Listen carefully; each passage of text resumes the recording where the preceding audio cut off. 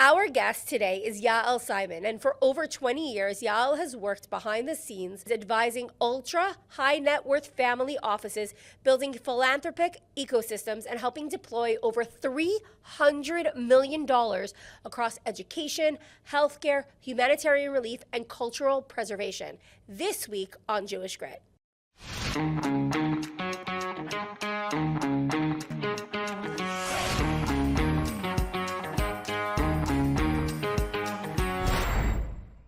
Yael, it is so nice to see you today. Thank you so much for joining me in the podcast. My pleasure. We have so much to talk about because you are an incredibly fascinating human being. What do you do? Tell me a little bit about what you do and how you do it. So the easiest way to explain it is I build things or fix them. I make them go faster, and then I make them last. Those are the building blocks of everything I do, right? So whatever project or task I'm given, so usually I am hired by private family offices, sometimes government bodies or other individuals or foundations, to come and address a problem that either they have or that they see in society. It could be something that is systemic in a country, or they could be something that they care about. And usually my question is, like, if somebody wants to cure hunger, do you want to cure hunger, or do you want to just feed 75 people a day? There's two different questions. And so once I get to that, then it's a matter of creating a strategy, understanding the first question of how did we get here, creating a strategy, then creating a plan of how we're going to address it and implementing it. So I'm kind of like a person who comes in, fixes things. So how did you get into this? Right. Because So it sounds pretty incredible. 3 decades ago, I started off really as a fundraiser, and that's because I had zero experience in fundraising. And I remember when they interviewed me, they were like, well, what's your experience in fundraising? And I'm like, none. They're like, well, why do you want this job? I'm like, okay, wait a minute. You headhunted me. I didn't ask for this. And they said, well, give us your experience. I'm like, well, fundraising isn't about fundraising. It's about communication. So they took me on, and I started 1 decade of very successful fundraising in a really original way, because I was very much out of the box, because I'm like an out-of-towner. So I didn't think the way everybody thought, and that allowed me to do a lot of things that were different in the market. Then there was the crisis moment, which you could talk about. And at that crisis moment, it was kind of like, am I going to give up what I'm doing and lose everything, or change, pivot? And so the pivot actually was born from the crisis. And my entire career was born from this crisis, which was a failure of the system. Myself and a colleague were stuck in the middle of this, kind of looking now and saying, well, how are we going to handle it? And very focused on how are we going to save it and save ourselves. And so you're very worried, because there's a lot of fear and panic right there. And then somebody comes along and realizes, it's like, imagine like a share in the stock market dropping, and then everybody wants to run and buy it. So that's kind of what happened in the philanthropic community globally, that a charity went down, which was beloved to so many people in different countries, and was, there was a misappropriation of funds and all kinds of things. And then it's like, oh no, my career is over. But actually, suddenly all the really wealthy people are like, wait, she knows where all the bodies are buried. So like, let's get her. So I came into a meeting, and they were like, do you want to run our philanthropy sector? And like, okay. I just said yes. Here's the thing. I just said yes to everything. Whatever they asked me, I said yes. Could you do this? I'm like, yeah, sure, I can do that. They're like, can you do that? Yeah, sure. So every day that I was with the first family who hired me, I started a website, and every day I learned something, I put it on the website. And so I kind of learned how to do things either by watching or by learning, or like, again, in a crisis. And every day that I learned how to do something, put on the website. Now if you look at my website, I can do lots of things. So it created this consultancy of where I learned how to problem solve, learned how to diagnose issues, learned how to create a strategy and approach it.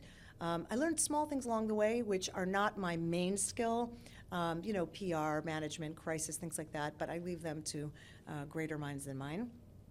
Auditing, I'm not an auditor, I'm not financially regulated, so I hire people to do things, but putting a lot of pieces together in order to create solutions. That's the best way to describe it.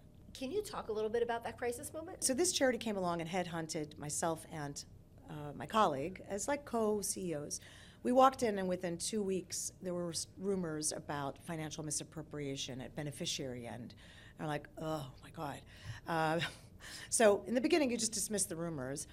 But I felt like something was wrong, and I couldn't put my finger on it. And I met the founder, something didn't sit right. But the problem is you're new, and you want to keep your job, and you don't have another job. So it's not like this is a hobby where you can go, hey, doesn't smell right, I'm walking away. You're like, this is my livelihood, and I'm supporting my family, so I'm just going to stick with it and ignore, your sort of inner knowing. I'm just going to keep going.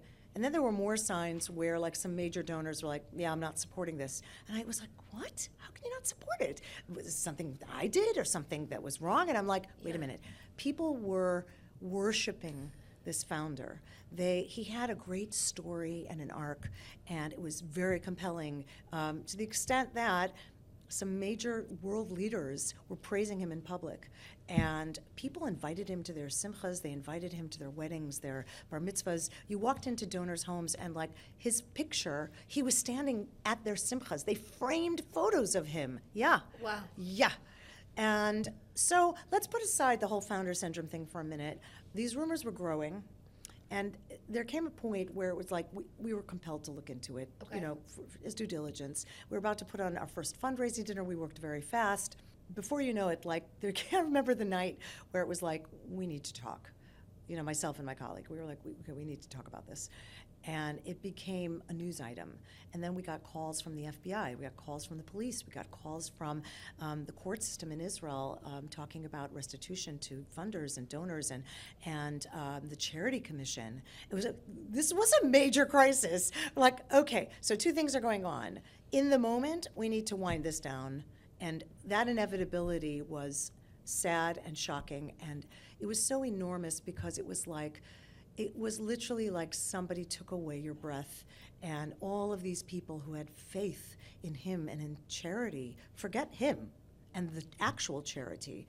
It was in the concept of trusting people and the charity itself. It's like, so that was really, really hard. And then also we're worried about our own careers, like, oh my God, it's over. I remember going to my colleague's house, and his wife and I were like, oh my God, we'll never talk again, we'll never work again. And then there was another aspect of it, which I'm sure you can appreciate, which was storytelling. Suddenly your storytelling is in danger, and you kind of lost credibility because you told a story and that was a lie. And so what do you do when that happens? And like, you're a professional storyteller, and suddenly that's where you think, well, I'll never tell a story again. And I remember one of my mentors said to me, no, that's who you are. You do tell stories, and you will come back. You'll just be telling them differently. And that's true. Wow. And so 6 months later, we wound down the charity, had to return a lot of money, indemnified trustees, had to deal with PR crisis. We had to go to the courts. We had Charity Commission. Don't ask. I've never learned so much in my life. And I suddenly became a due diligence queen overnight.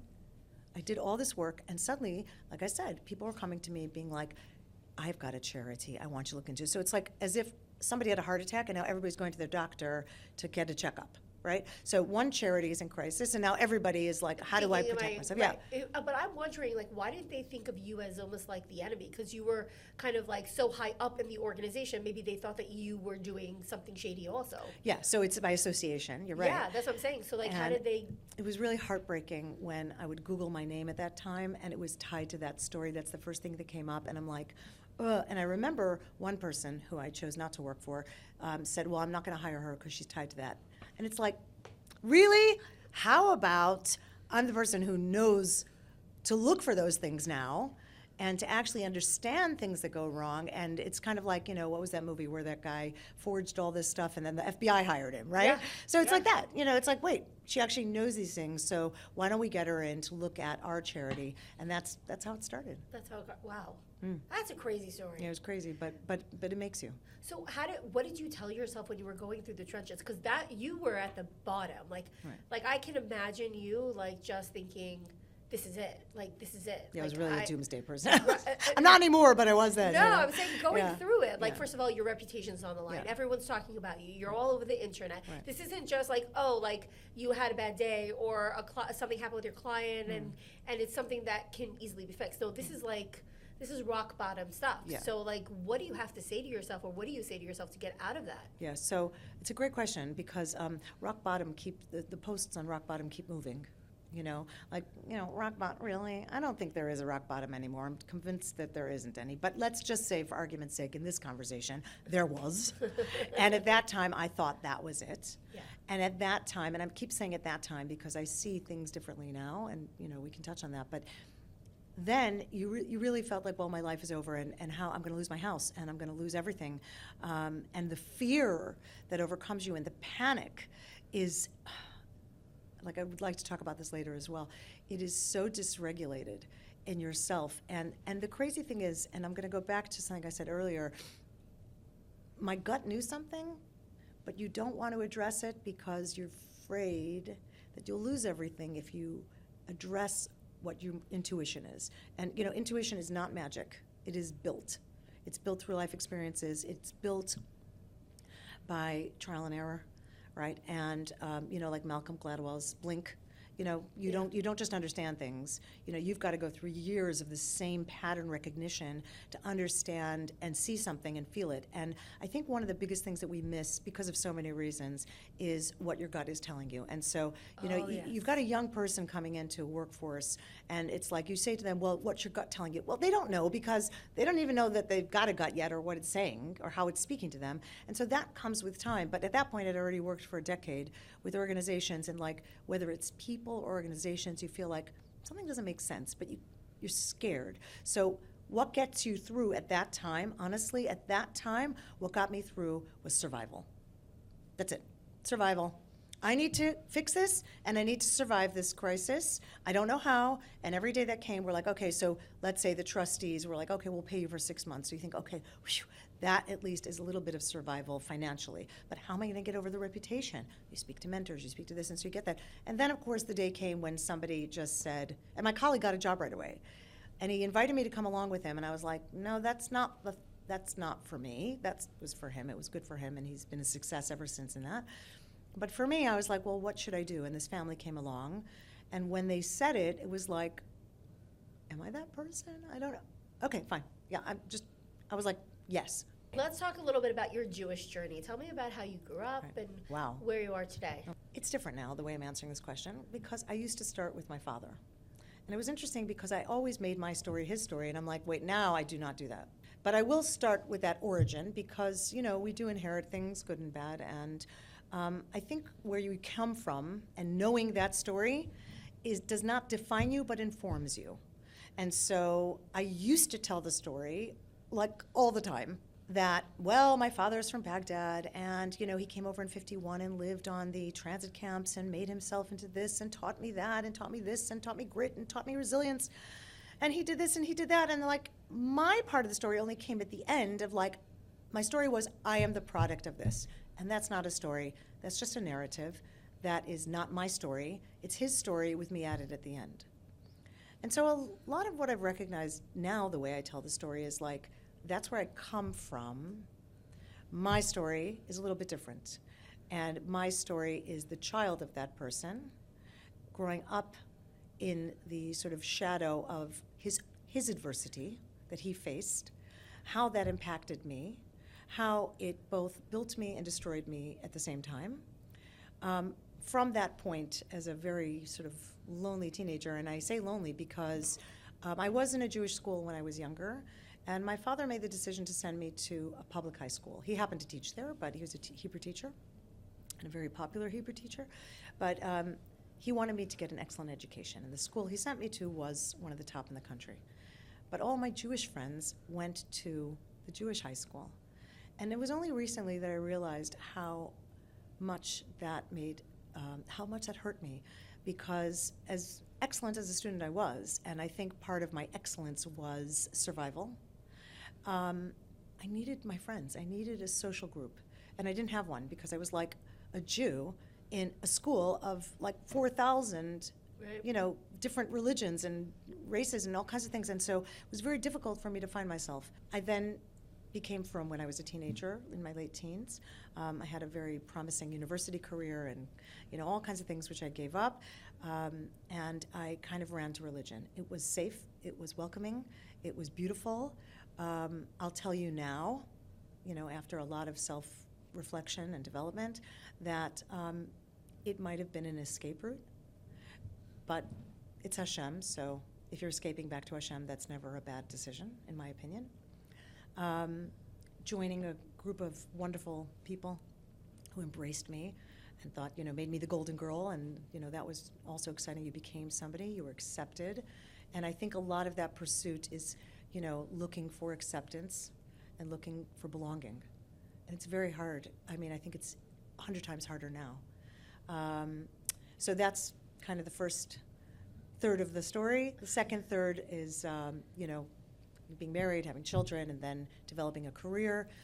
And now I would say I'm in my third chapter, which is finding out who I am, understanding my path. I want to pivot into mentorship. You are an Olami mentor. Not only are you supporting and helping your clients, but you also give back to the community in such a powerful way. Can you tell me a little bit about that mentorship journey? How did you become a mentor? And what's your biggest satisfaction? There's some incredible dynamic that happens with a mentor. I'm not saying that on my behalf, I'm saying that with my own. That you talk about something and they bring their experience and then you explain challenges, but then everything is in the follow-up. So it's great to meet with somebody and get advice, but that's not mentorship. Mentorship is, hey, what are you doing this weekend? Do you want to go out for coffee? Or, hey, just wanted to wish you Shabbat Shalom or something. And it's not just the checking in, it's the how are you? Right, agreed. And I think it's so missing from this world in general. But the mentorship has that built in. What's a piece of advice that you would give to a young professional? When I think about grit, the first thing that comes to mind is this overachiever, kind of push, push, push, do, overcome, overcome, overcome, we're great, we're resilient. Yeah, it's no. There's a great song from Kenny Rogers about the poker, right? You got to know when to hold them and know when to fold them. And sometimes understanding when things are done, it's a matter of asking yourself, is it done because this is a threat and this is serious and I need to get out? Or is it done because it no longer serves me? And that means being in touch with yourself, and that's a huge piece of work of integration of your emotion and your intellect and understanding, I came into this job or place or whatever for a reason. Don't keep going just because it exists, because that might not serve you anymore, and that goes for professional and personal.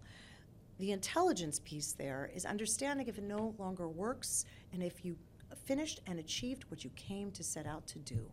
And if you have, then the strength, in my opinion, and the real resilience is saying, I'm done.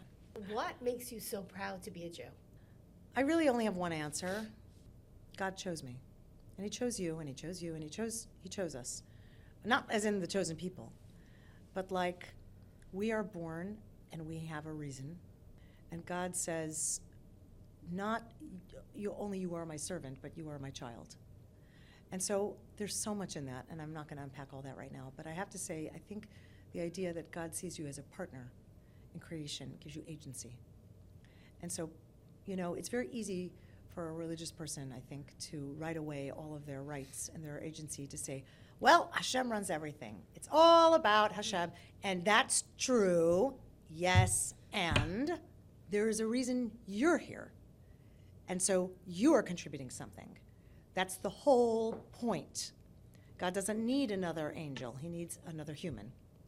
And so understanding that, and what greater honor could there be than being a partner with God in creation? This has been such an eye-opening conversation, such a wonderful conversation, and the most incredible things that you have gone through in life. And I just thank you so much for coming and speaking and being on the podcast and supporting so many of our Olami professionals. It's really my pleasure. Thanks for having me. Thank you. Thank you for listening to Jewish Grit, an Olami Mentorship podcast. At Olami Mentorship, we believe that everyone needs a mentor. What better way is there to tap into your personal and professional potential than with a Jewish mentor at your side?